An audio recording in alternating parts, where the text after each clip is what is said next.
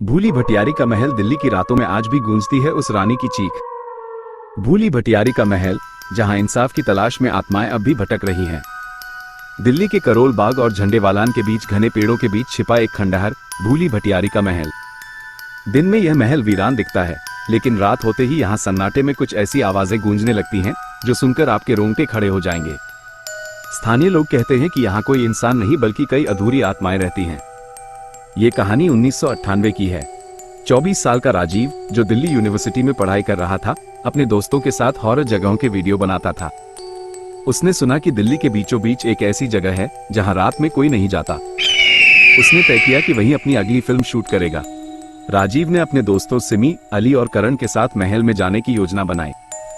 करण ने कहा कि रात के 12 बजे महल में घुसेंगे ताकि डर का असली मजा मिले। सब एक्साइटेड थे, किसी को अंदाजा नहीं था कि यह रात उनकी जिंदगी बदल देगी। रात में वे महल के बाहर पहुंचे। चारों तरफ घना सन्नाटा, दूर दूर तक कोई नहीं। महल की टूटी हुई दीवारें, काई जमी ईंटें और झाड़ियों से घिरा पुराना गेट। मानो खुद ही कह रहा हो, अंदर मत आओ। लेकिन उत्साह में उन्होंने कैमरे और टॉर्च ऑन की और अंदर चले गए। जैसे ही उन्होंने महल की दहलीज पार की, ठंडी हवा का झोंका आया, जिसमें से सड़ी हुई गंध महसूस हो रही थी। सिमी ने कहा, क्या तुम्हें भी किसी के रोने की आवाज आ रही है? सबने ध्यान लगाया। वाकई में एक औरत के रोने जैसी हल्की आवाज सुनाई दे रही थी। अंदर का माहौल काफी डरावना था। जगह जगह जले हुए दियों के निशान, पत्थरों पर लाल रंग के धब्बे और टूटे हुए झूमर। करण ने मजाक में कहा, लगता है यहाँ भूत पार्टी करते होंगे। लेकिन तभी उसकी टॉर्च एक कोने में पड़ी महिला की तस्वीर पर पड़ी। तस्वीर में आंखें इतनी डरावनी थी मानो वो सीधे देख रही हो। करण ने तस्वीर को छूते ही अपनी गर्दन पर किसी के हाथ का दबाव महसूस किया। वह चीखते हुए गिर पड़ा। राजीव ने कैमरे से करण की तरफ देखा, पर कैमरे में करण के पीछे सफेद साड़ी वाली धुंधली आकृति दिखाई दे रही थी। लेकिन मुड़ने पर वहां कोई नहीं था। अली ने कैमरा छोड़ा और चिल्लाया, यहां से चलते हैं। लेकिन तभी महल का दरवाजा अपने आप बंद हो गया। उन्होंने कई बार धक्का मारा, लेकिन दरवाजा नहीं खुला। सिमी का रो रोकर बुरा हाल था।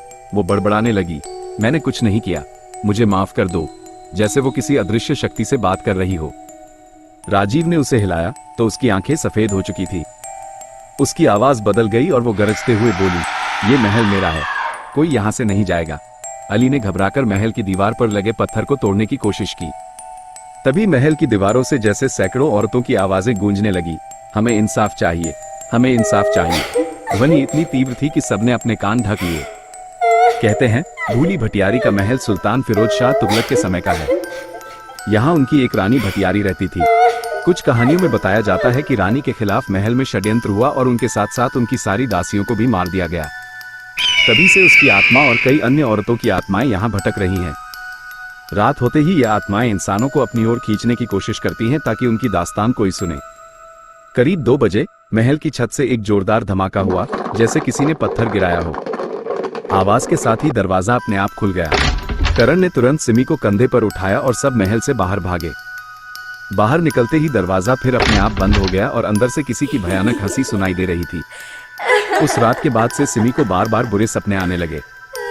उसने बताया कि हर रात वही औरत सपने में आती है और कहती है, तुमने मेरी तस्वीर क्यों छुई? तुम अब मुझसे कभी नहीं बच पाओगी। राजीव ने जो फुटेज शूट किया था, वो फुटेज में कई जगह धुंधली औरत के साए, दीवारों पर अचानक उभरती परछाइयां और हवा में उड़ते साए दिखाई दे रहे थे। लेकिन जैसे ही उसने वीडियो एडिट करने की कोशिश की, उसका कंप्यूटर खुद ब खुद बंद हो जाता था और स्क्रीन पर वही औरत का चेहरा दिखाई देता था। कुछ महीनों बाद राजीव और करण ने वीडियो को ऑनलाइन अपलोड करने की सोची, लेकिन फाइल रहस्यमयी तरीके से गायब हो गई। अली ने शहर छोड़ दिया और कहीं बाहर बस गया। सिमी का मानसिक संतुलन अब भी बिगड़ा हुआ था। आज भी स्थानीय लोग कहते हैं, भूली भटियारी का महल मत जाना, खासकर रात में। वहां सन्नाटे में भी कोई तुम्हारे साथ चलता है, और अगर तुमने महल की दीवारों को छुआ तो वो आत्माएं तुम्हें पहचान लेती हैं। दिल्ली का ये खंडहर सिर्फ ऐतिहासिक इमारत नहीं, बल्कि कई निर्दोष औरतों की अधूरी कहानियों का पिंजरा है। कहते हैं जो भी वहां रात बिताता है, या तो पागल हो जाता है या उन्हें अजीब अजीब चीजों का सामना करना पड़ता है। अगर आप कभी दिल्ली जाएं और किसी वीरान जगह की तलाश करें तो याद रखिए, भूली भटियारी का महल सिर्फ खंडहर नहीं, ये उन आत्माओं का घर है जो इंसाफ के इंतजार में आज भी भटक रही है।